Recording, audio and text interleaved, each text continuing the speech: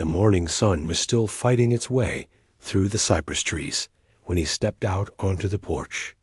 The air was thick and already warm, carrying the smell of wet earth and hay.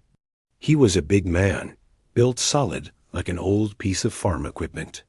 His hands, rough and broad, wrapped around a chipped mug of coffee.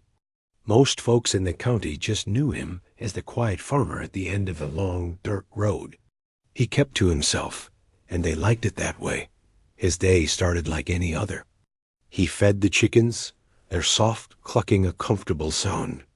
He checked on his few head of cattle, his eyes scanning them for any sign of trouble.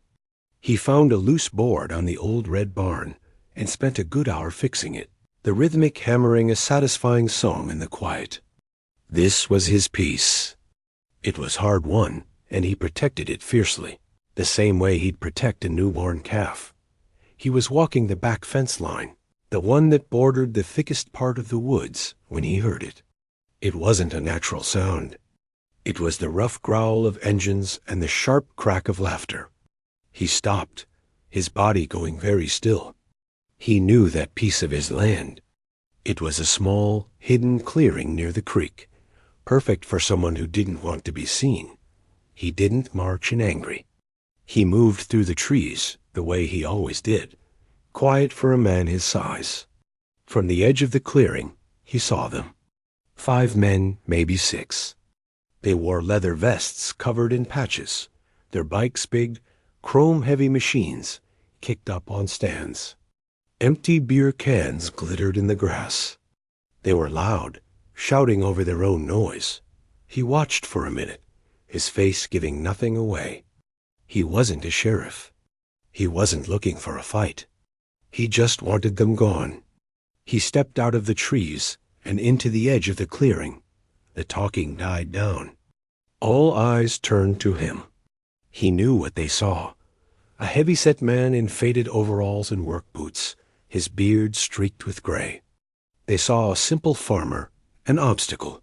One of them, a man with a shaved head and a thick beard of his own, detached himself from the group. He walked over, a swagger in his step. He didn't look nervous at all. "Help you with something, old-timer?"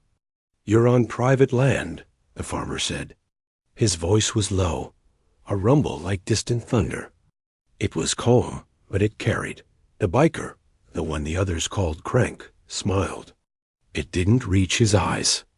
"Just letting the horses cool down. No harm done. Pretty spot you got here." "The spot is mine," the farmer said, not moving an inch. "And the no harm part ends now. I need you to leave." Crank's smile flickered. He looked back at his friends, who were grinning, waiting for the show. He took a step closer, invading the farmer's space. "That right? And what if we're not finished? Relaxin'?" The farmer didn't step back. He just held the man's gaze. His eyes, a cool gray blue, didn't blink. "Then we'll have a problem. I'm asking you polite to go. Take your friends and your noise somewhere else." For a long second, they just stood there. The other bikers had gone quiet, watching. Crank seemed to be weighing his options, looking for weakness, for fear. He found none, just a solid, immovable presence. Finally, Crank let out a short laugh, a mean little sound. "All right, Pop, we'll move along. Don't get your overalls in a twist." He turned and waved to his crew. "Let's roll. The man here values his quiet." They grumbled, kicking their bikes to life. The roar was deafening, a deliberate insult. They tore out of the clearing, not using the track, but ripping through a softer part of the ground, leaving deep scars in the earth. Crank was the last to go. He gunned his engine, sending a spray of mud and leaves toward the farmer's boots. "See you around," he called over the noise, and then he was gone. The silence that rushed back in felt heavier than before. The farmer stood there, looking at the tire ruts, the crushed grass, the litter. He felt a cold knot form in his stomach. It wasn't over. He knew the look in that man's eyes. It was the look of someone who thought rules were for other people. He spent the rest of the day trying to shake the feeling. He fixed the ruts, packed the dirt back down. He picked up the beer cans, one by one. But the violation hung in the air. That evening, as he sat on his porch, his old border collie Ranger lay at his feet. The dog was his only real company, smart and loyal. The farmer's big hand rested on the dog's head, a gentle touch. He went to bed early, tired from the work and the tension. Sleep took a long time to come. The sound that woke him wasn't loud. It was a soft, pained whimper from the porch below. He was on his feet instantly, moving down the stairs with a speed that would have surprised anyone who'd seen him that day. Ranger was lying on his side by the door. There was a cut above his eye, bleeding, and he was holding one paw off the ground. Beside him, glinting in the moonlight coming through the window, was a broken beer bottle. The same brand left in the clearing. A hot, red wave washed over the farmer. He knelt, his hands gently examining the dog. The cut wasn't deep. The paw was likely just bruised. But the intent was clear. It was a message. He carried Ranger inside, cleaned the cut, and made him comfortable by the wood stove. His hands were steady, his movements careful. But inside, everything had changed. The cold knot in his stomach was gone, replaced by something else, something hard and sharp and very, very quiet. He walked back out onto the porch in the pale pre-dawn light. He looked toward the woods, toward the damaged fence line he couldn't yet see. The first birds were starting to sing.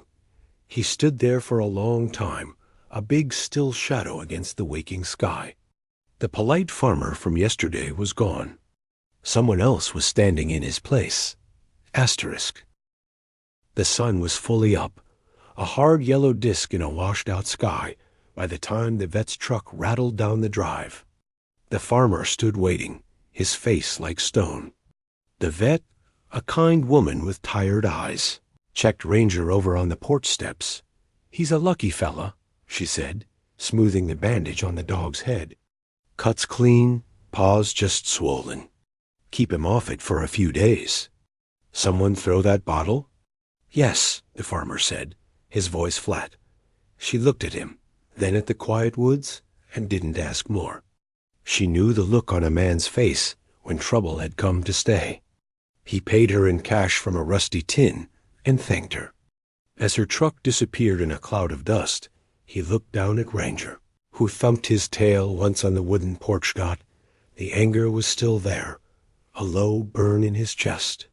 But anger was a fire that could cook your food or burn your house down. He'd learned long ago which was useful. He decided to cook with it. He didn't reach for a gun. He didn't call the sheriff. He knew the type of men he was dealing with. A visit from the law would just be a challenge, a game. It would make them dig in deeper. He needed to send a different kind of message, one they would understand, but one that gave them a choice, a last choice.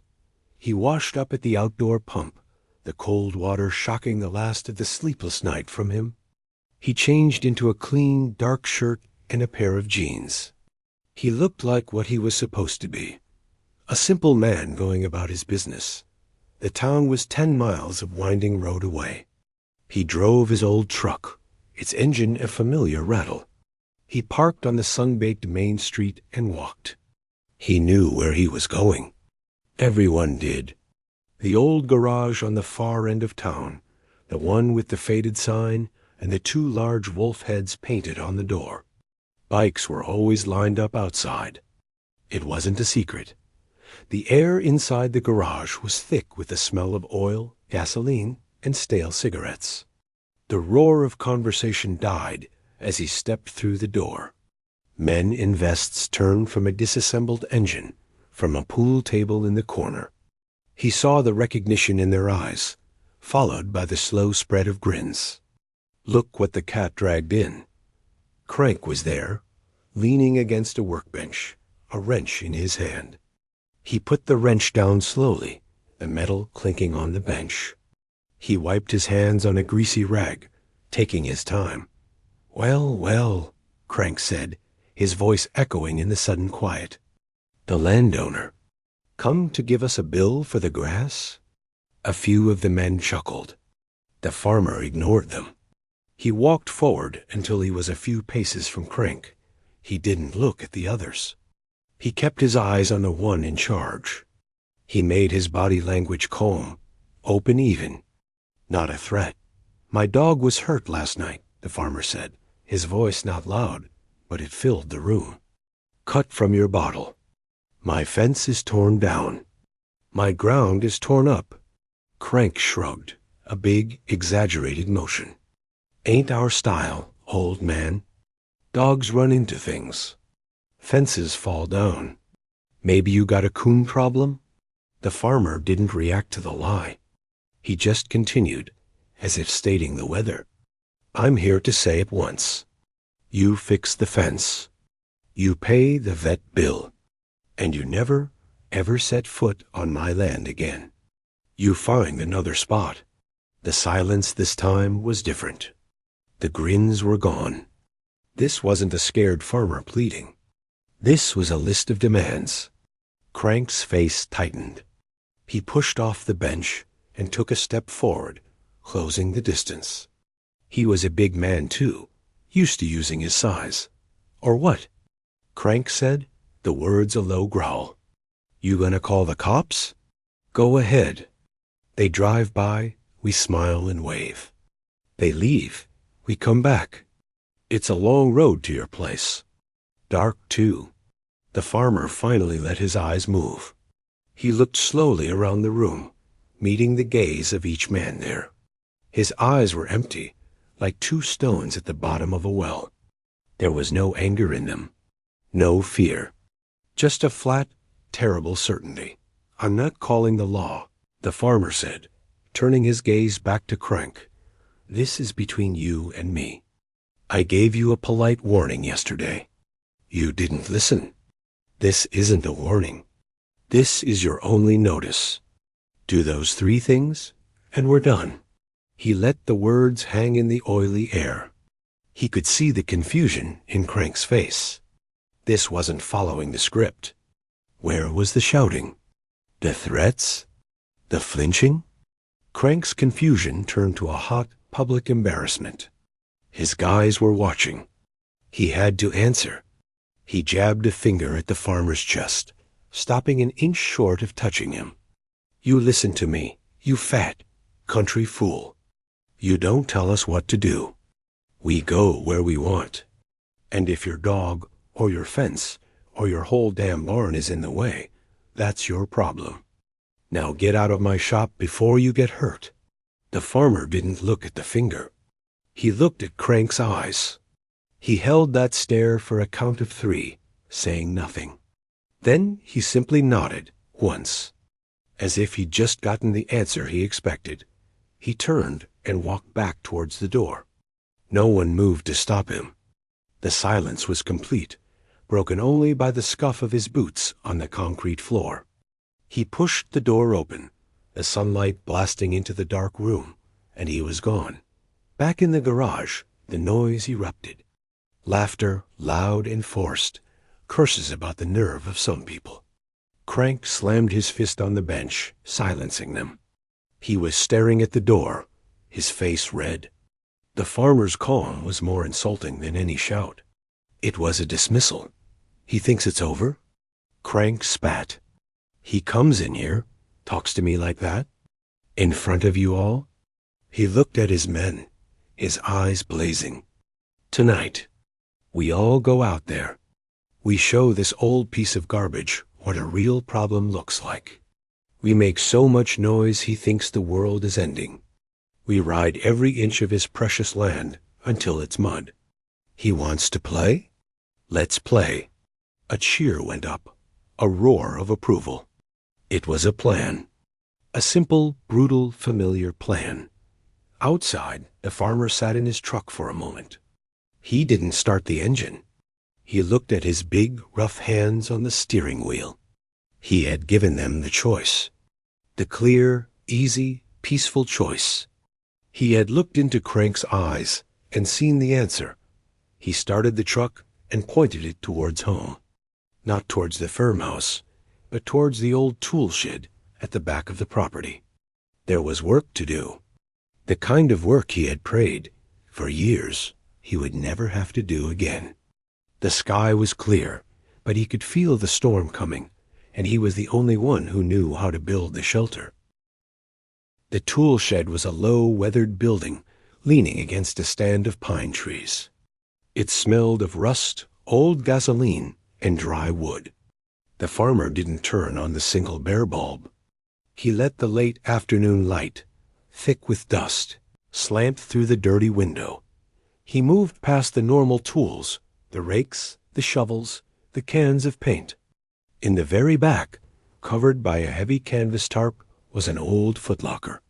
It was military green, the paint scratched and dull.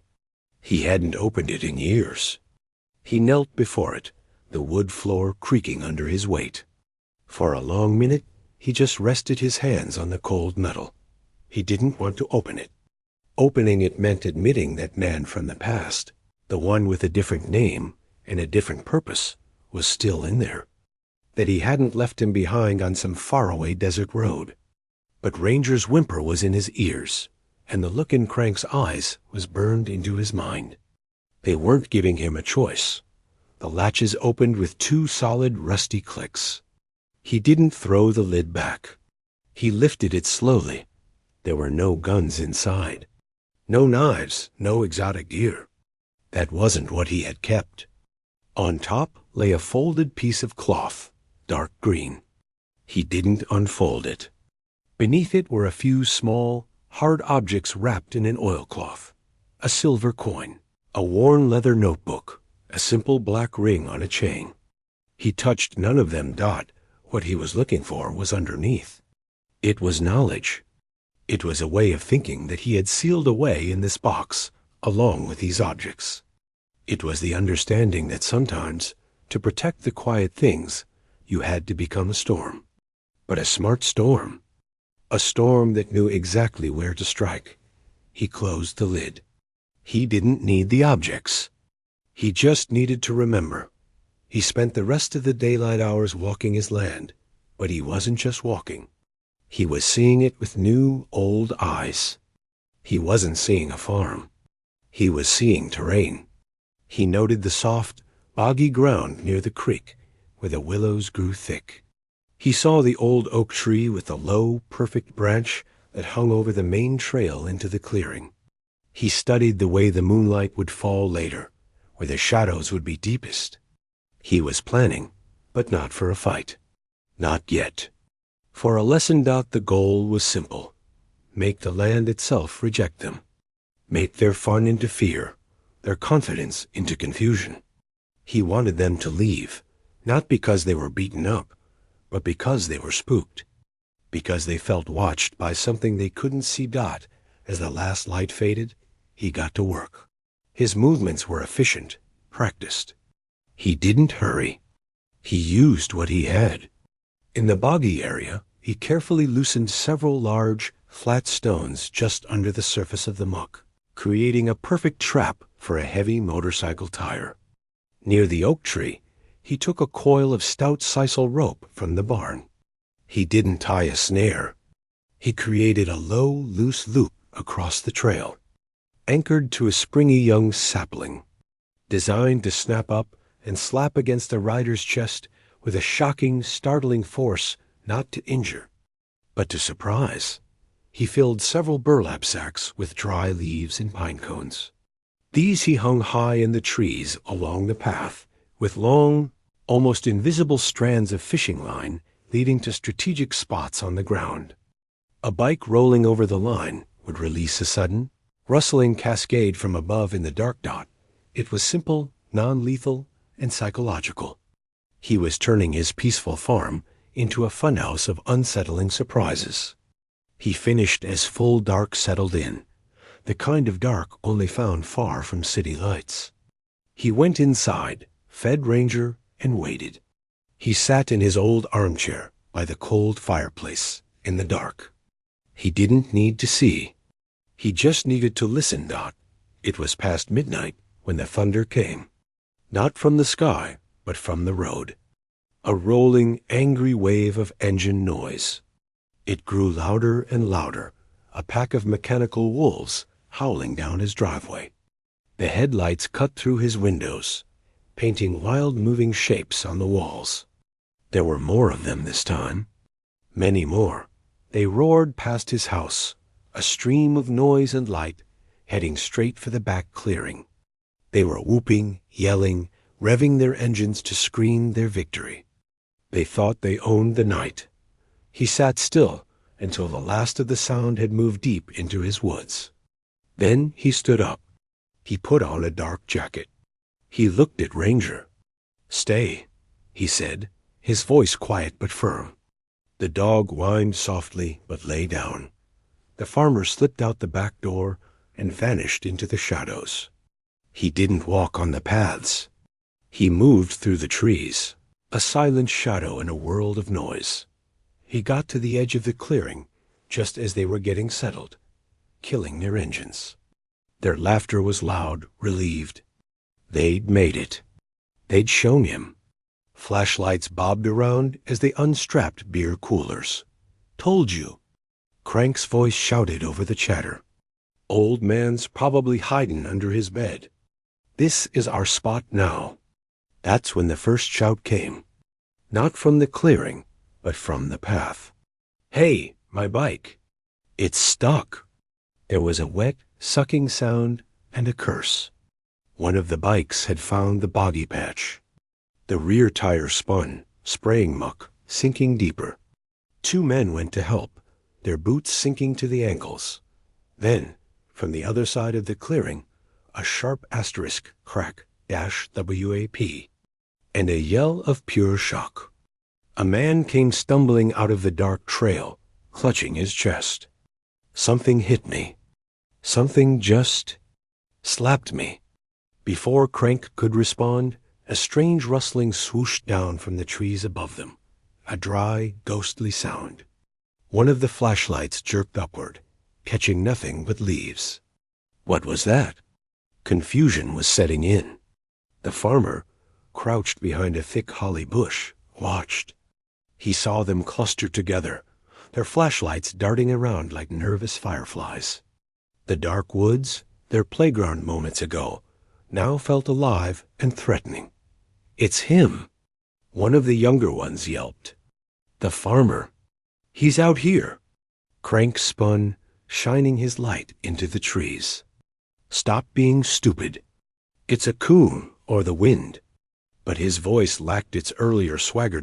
In response, the farmer picked up a small, smooth stone he'd placed earlier. He threw it not at the men, but at a tall, dry stand of cattails 20 yards to their left.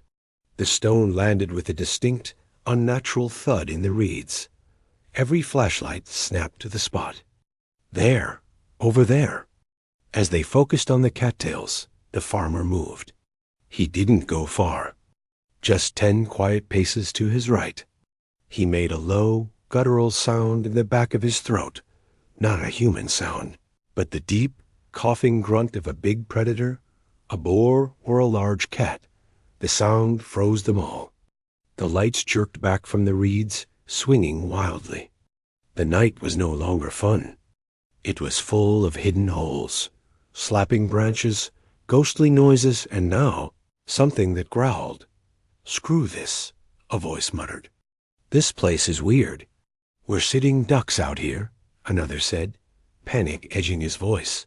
Crank tried to rally them. "It's just the old man messing with us. Find him." But the will to fight a visible enemy was gone, replaced by a creeping fear of the invisible. The land itself was fighting back. One man kicked his bike to life. Then another. The sound was no longer a roar of defiance, but a frantic call to retreat. They left in a messy, disorganized scramble, helping pull the stuck bike free, not looking back. Their headlights carved wild paths through the trees as they fled. The farmer waited until the last echo of their engines had dissolved into the night. He stood up and walked slowly into the now empty, trampled clearing. He looked at the deep tire ruts, the spilled beer, the fear they had left behind. He knew it wasn't over. A man like Crank couldn't eat this kind of shame. He would need to prove himself again. The next visit wouldn't be about noise. It would be about fire. It would be about breaking things. The farmer walked back to his quiet, dark house. The lesson had been given, but it hadn't been learned. The next step would be harder. The tool shed locker was still open in his mind. He knew what he might have to remember next. The quiet that settled over the farm after the bikers fled was different. It wasn't the peaceful quiet of before. It was a watchful, waiting quiet, like the land itself was holding its breath. A farmer stood in his yard, listening to the last of the night insects. He could still smell the gasoline and mud they'd left behind. He knew. He knew the man in the garage, the one called Crank, would see this as a war now. And in a war, you didn't just make noise. You destroyed. You burned. He thought of his barn, full of dry hay. He thought of his house with Ranger inside. The cold feeling in his gut turned to ice. He couldn't just scare them next time. He had to stop them. Completely. He went back into the tool shed. This time, he didn't just remember. He prepared. He didn't take out weapons. He took out a mindset. He moved through the next day in a calm, focused rhythm. He tended to Ranger. He did his chores. But his eyes were constantly moving, planning. He was no longer defending a farm. He was preparing a defensive position. He started with the driveway. It was long gravel and the only way in. He didn't block it. That would warn them. Instead, he did small, subtle things. He loosened the gravel on a sharp turn, making it treacherous for a fast, heavy bike.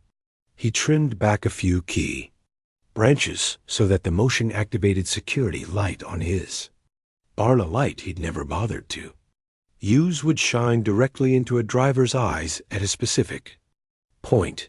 He didn't set traps in the woods. They wouldn't go back to the clearing. They'd come straight for the heart, his home. Around the house and the old red barn, he used what he had. He moved piles of seasoned firewood to create natural, low walls here and there, breaking up the open space. He carefully laid his long, heavy logging chains in the tall grass near the doors, not to trip anyone, but to be there if he needed them. He filled several buckets with water from the pump and placed them at the corners of the porch. For the fire he knew they'd bring, his most important work was inside the old barn. The hayloft was high and dark. He made a space there, a nest of old blankets behind a wall of bales. From there, he had a perfect hidden view of the yard, the house, and the driveway entrance. It was his WATCHTOWER. As dusk fell on the second day, he felt it coming.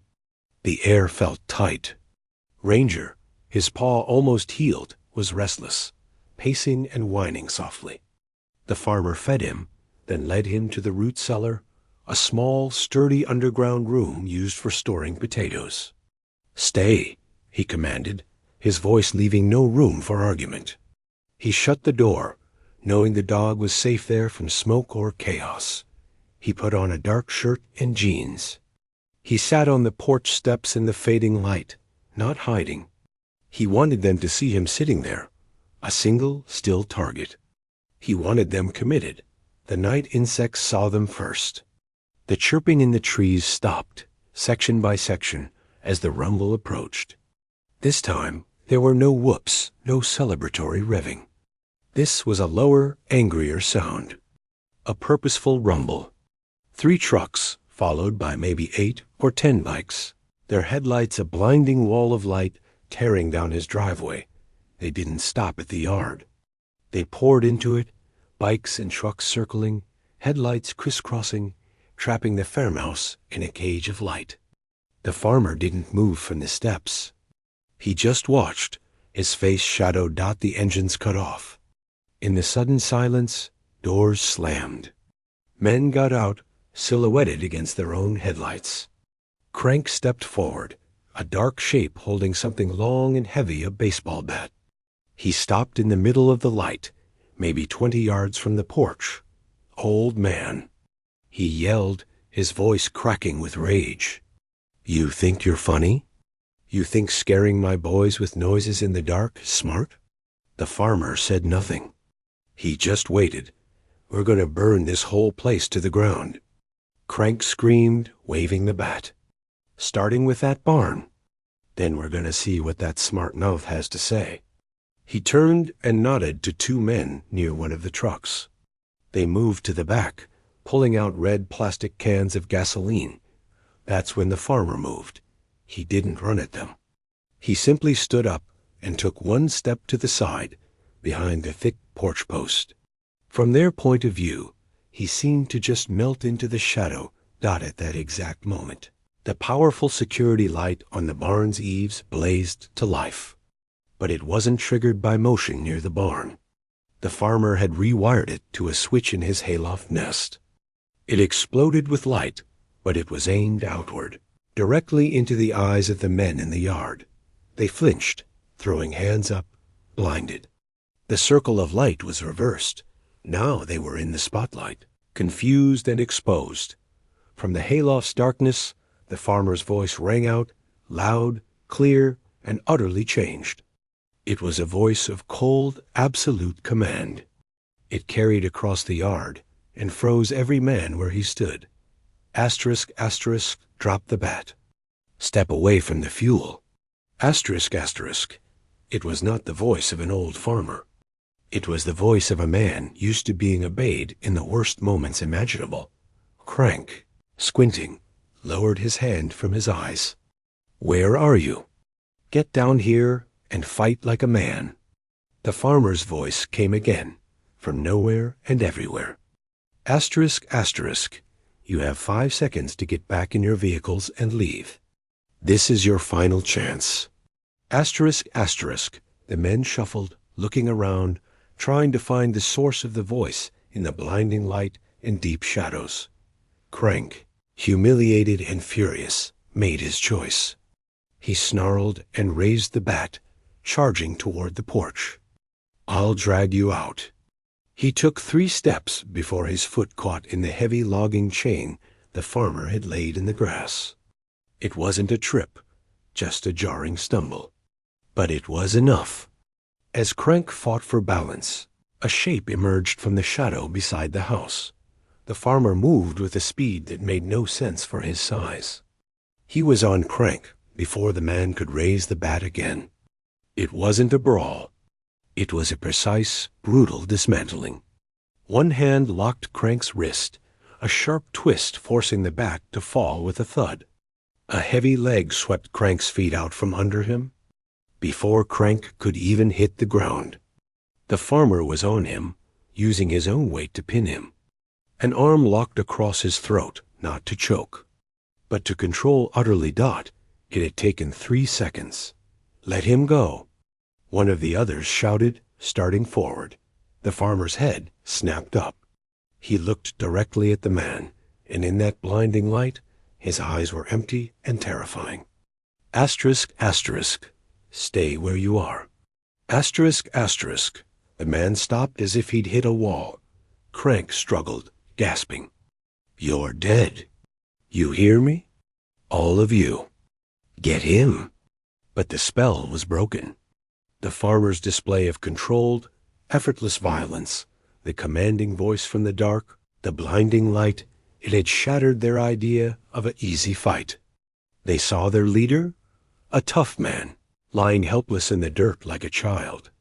One of the men by the truck dropped his gas can. The metallic clang was loud in the silence. He started backing toward the driver's seat. "This ain't worth it, man. This guy ain't right." It was like a dam breaking. The others began to retreat, scrambling for their bikes and trucks. Not looking back, the farmer leaned close to Crank's ear. His voice was low again, a deadly whisper only for him. The fence. The vet bill. Never come back. Do you understand the words this time? Crank, pinned and helpless, gave a frantic, strangled nod. The farmer released him and stood up in one smooth motion. He didn't watch Crank crawl away, then stumble to his feet and run for the last idling truck. He just stood there, a solid shadow in the chaotic light, watching them flee in a panic even greater than the night before. The last taillight vanished down the road. The farmer walked over and switched off the barn light. The peaceful, deep dark returned. He was alone again, but he was breathing hard, not from effort, but from the flood of a past life he had tried to bury. He looked at his hands. They were steady. He went and opened the root cellar. Ranger bounded out, licking his hands. The farmer knelt and hugged the dog, feeling the animal's warm, living weight. He knew it still wasn't over. A man like Crank, beaten so completely in front of his men, would have to answer for it. The farmer knew the final step would have to be taken. Not on his farm, on theirs. The morning after was quiet. A heavy dew lay on the grass, wiping away the tire tracks, trying to heal the scars in the earth. The farmer sat on his porch with Ranger, drinking coffee. He felt tired in a way that had nothing to do with sleep. It was the tiredness of having to be someone you thought you'd buried. He knew the rules of men like Crank. A public beating was a debt, and debts had to be paid, or you lost everything. Crank would be coming back, not for revenge in the heat of the night, but to settle the score, to prove to his gang he was still the man in charge. The next time, it wouldn't be a group. It would be Crank, maybe with one or two of his most loyal, and they would come armed not just with bats, but with a desperate need to erase their shame. The farmer couldn't wait for that. He couldn't let that violence come to his doorstep again, to his home, to his dog. He had to go to them. He had to finish it. He spent the day not as a farmer, but as a planner. He drove into town, not to the garage, but to the small post office and the feed store. He listened. He heard the low talk. He heard the name of the road where the gang's clubhouse was, an old warehouse by the river. He heard the times they gathered. He learned without asking a single question. That evening, as the sun bled orange over the fields, he made his final preparation. He went to the tool shed and opened the footlocker for the last time. This time, he took something out. It was the simple black ring on the chain. He looked at it for a long moment, then put the chain over his neck, tucking the ring under his shirt. It was cold against his skin. A reminder, not of who he was, but of what he was protecting by doing this. He drove as night fell. He didn't take his truck. He took an old, quiet sedan that had been sitting under a tarp for years. It didn't attract a second glance. The river road was potholed and dark, lined with old industrial buildings. The warehouse was easy to spot. Bikes were parked outside, light and noise spilling from its high, dirty windows. He parked a quarter-mile away in the deep shadow of a closed lumber yard. He sat for a minute, settling himself. He wasn't angry. He was resolved. This was a job that needed doing, a rotten fence post that needed pulling. He walked the rest of the way, a big man moving without a sound, staying in the pools of darkness. He didn't go to the front door. He circled the building, noting the rusted fire escape, the broken window on the second floor, the single floodlight that was burned out. The place was a fortress of carelessness. The main floor was a loud cave of noise pool games, shouted arguments, the blare of a television. He could see them through a grimy side window. Crank was there, his arm in a sling, his face a thundercloud. He was holding court, talking loudly, but the men around him looked uneasy. Not energized. The farmer found a door around the back, a metal door rusted at the hinges. It was locked with a heavy padlock from the outside. He examined it, then took a small, sturdy tool from his pocket. It wasn't a lockpick. It was a farm tool, a farrier's hoofpick, strong and pointed. In 30 seconds of silent, focused work, the lock clicked open. He didn't go in. He simply removed the lock, opened the door a bare inch, and then slipped it back onto the hasp from the inside. Leaving the door unlocked, but looking secure, he retreated to the shadow of a dumpster across the alley. And he waited. He waited for over an hour, still as stone. He watched men come out to smoke, to argue, to make phone calls. He listened to the tones. The bravado was thin, strained. Fear is a virus, and he had infected them with it. Finally, the door he'd unlocked banged open. Crank walked out, followed by 2 of his bigger men. They were arguing in low, tense voices. "Gotta do it tonight, I'm telling you," one of the men said, "before he decides to come here." "He won't," Crank snapped, but his voice was tight. "He's a farmer. He's done." "That wasn't no farmer last night," the other man muttered. They walked away from the building, toward the river's edge, to talk in private. They passed within 10 feet of the farmer's shadow. When they were past, the farmer stepped out. He didn't sneak. He walked right up to the open back door of their clubhouse and stepped inside. He found himself in a grimy hallway littered with boxes. Ahead was the main room. He could see the backs of the men, focused on their pool game, their drinks, their worries. He picked up an empty beer bottle from a crate. He drew a deep, quiet breath, and then threw the bottle with a sharp, hard flick of his wrist dot. It didn't shatter. It sailed in a high, fast arc across the length of the main room and struck the large, neon beer sign hanging behind the bar with a terrific, explosive crash. Glass and sparks rained down. Every man in the room ducked, yelled, spun around, and there he was, standing in the doorway to their private space, backlit by the alley light. Just a big, solid shape. He took 2 steps into the room and stopped. "Crank's outside," the farmer said, his voice cutting through the stunned silence. It was the voice from the hayloft. The command voice. "I came to talk to the rest of you." A man reached for a pool cue. The farmer's eyes snapped to him. Asterisk, asterisk, don't. Asterisk, asterisk. The man's hand froze. "You all saw what happened," the farmer said, his gaze sweeping the room. He spoke calmly, logically, like explaining a weather pattern. "He brought you to my home to do violence, to burn what's mine. He failed. He will try again. He will ask you to follow him again, to fix his pride." He let that sink in. They were listening, their anger mixed with a deep, unsettled fear. "I am not your problem," the farmer said. "I am a man who wants to be left alone. He is your problem. He is the one who picks fights he can't finish.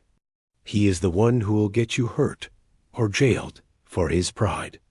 I am giving you a choice, the same choice I gave him."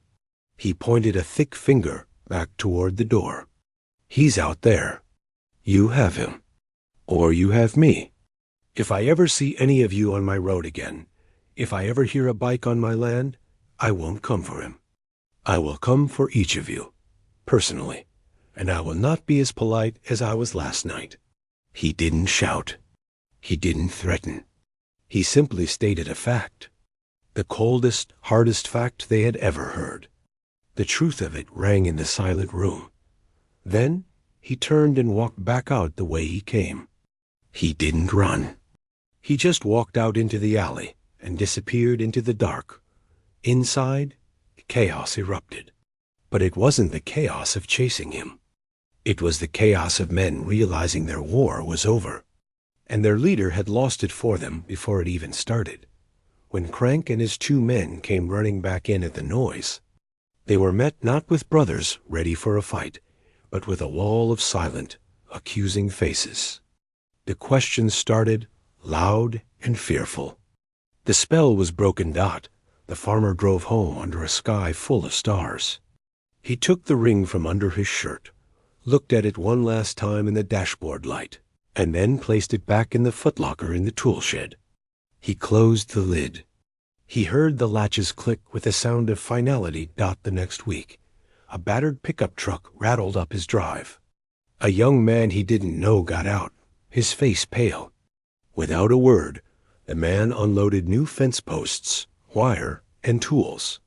He worked alone in the hot sun for 2 days, repairing the damaged fence perfectly. An envelope with cash for the vet bill was tucked under the farmer's porch steps. The farmer watched from the porch, drinking his coffee. He never said a word to the man. He just let him work. Months later, the farmer was in town getting feed. He heard a rumble and saw a group of bikes pass by.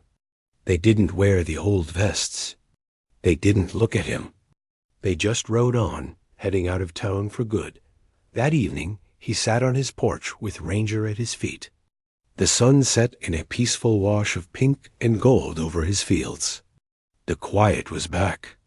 But it was a different quiet now. It wasn't just the absence of noise. It was a quiet that had been earned. A quiet that would stay. He scratched Ranger behind the ears. The dog sighed, content. The farmer looked out at his land, his fence line straight and strong, and for the first time in a long time, he felt not like a soldier or a ghost, but simply like a man on his porch, home at last.